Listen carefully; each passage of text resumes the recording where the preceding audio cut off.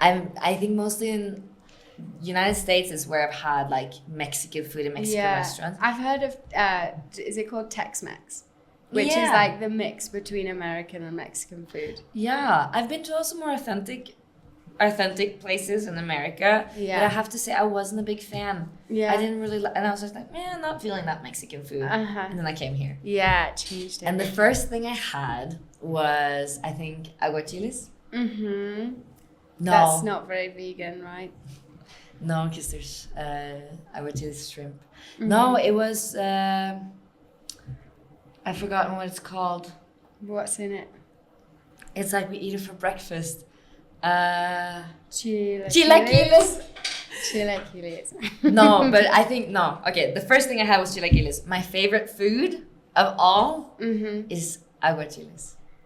Yeah, I don't know if I can find a vegan version of this. It's spicy, right? It can get spicy. I do have to order. We have to order it like everybody when I order food is very kind to me and they say, be careful now.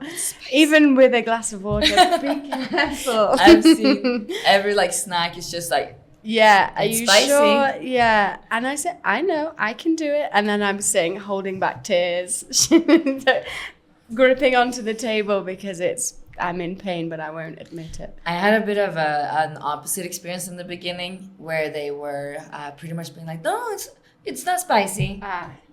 I think I'm paler than you. Maybe that's what it is. Like, they thought that I could handle it. And they're like, this was not spicy. And I was like, and no, it was. And I was like, no, I need like no spice at all. And then now I've built up a little bit.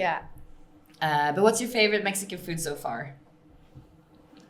At the moment, I'm obsessed. I actually don't know if this is Mexican, but I'm eating it in Mexico with coconut ceviche. I'm obsessed with everything that is like that fresh food. I think ceviche is from Peru. I think it is from Peru. But the way they make it here is delicious. Yeah. And everything that is on like a tostada would like, I mean, I did get food poisoning.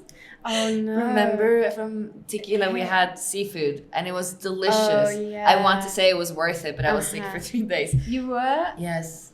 And it wasn't worth it. The food was delicious. And you could tell when you were eating it. But you didn't stop eating it. You kept going. No, it didn't taste like it was going to make me sick. It was... but you had a feeling, I remember. Yes. There was some doubts. So we're here as teachers. It's a great experience. We're having all this culture, the food. Like, it's a big factor to why I'm staying here. And indefinitely, we'll see how long. But how do you feel in your classes? How is it teaching Mexicans English? I think my other experiences of teaching English were mainly in Asia. Oh. Yeah, and it was a completely different setting to how I'm teaching English this time.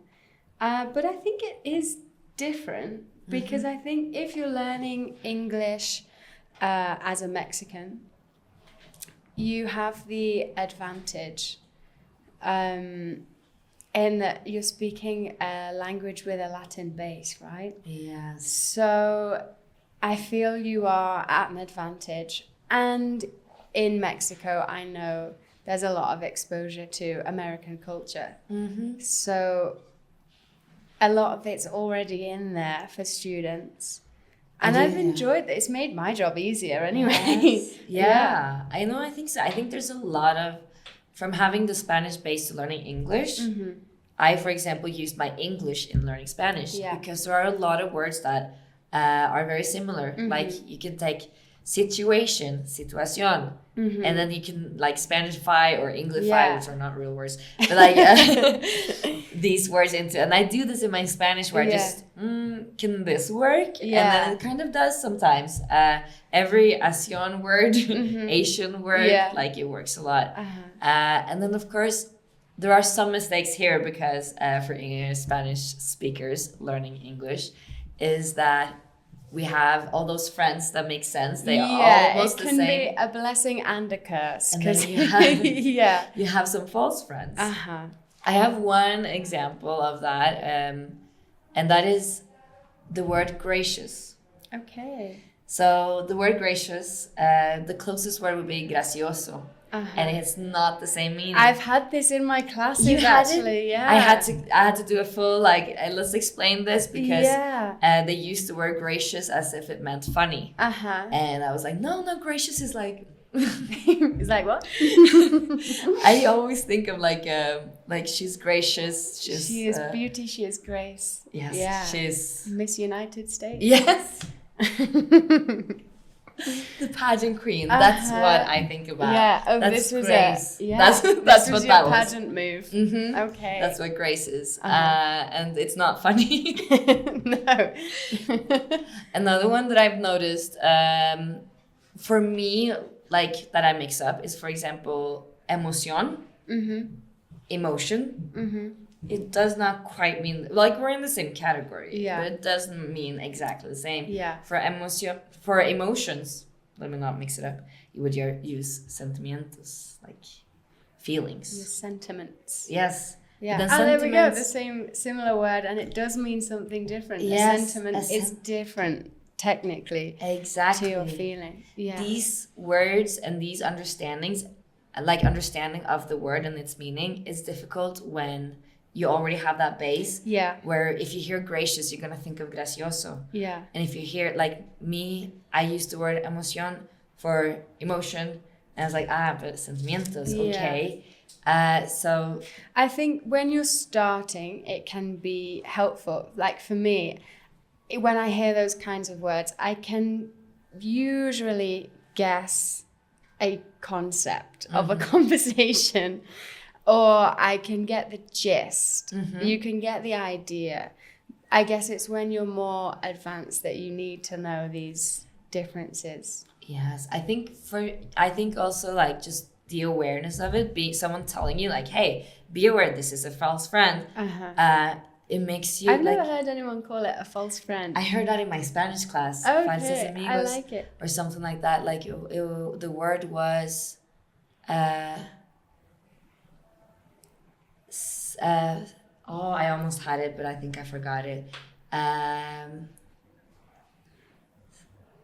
No, I can't remember. It's something with an S. If it comes back to me, I'll say it. Yeah. But it did not have this exact same meaning in Spanish and English. And having that as a rule to be like, alarm, that's one of those, then awareness is key. And would you say, what's the best way to know? Just being told. Memorizing. Yeah.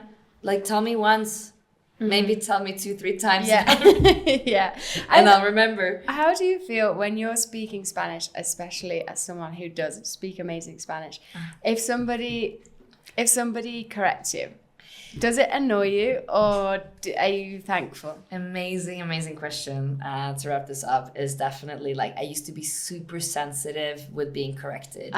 In my Greek, for example, or I would be very sensitive, and that would just make me swallow it up and never speak again. No, it's a blessing. Take it as a thank you.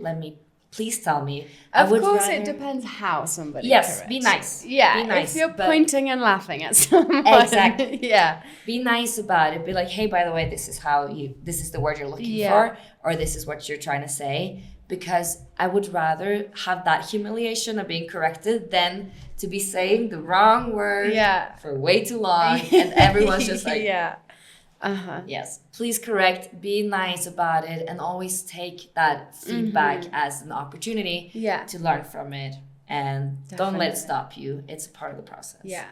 Thank you so much for watching episode 2 of Dos Güeras en Mexico. Here we are. If there's anything you want to know, any questions you have, please leave them in the comments, and we will see you soon. Thank you. Bye. Bye-bye. En IMAC Inglés Total tenemos cursos de inglés presenciales y en línea. Llámanos al 33 36 14 14 14 o déjanos tus datos en este WhatsApp y te damos información de becas y promociones. O visita imacinglesstotal.com.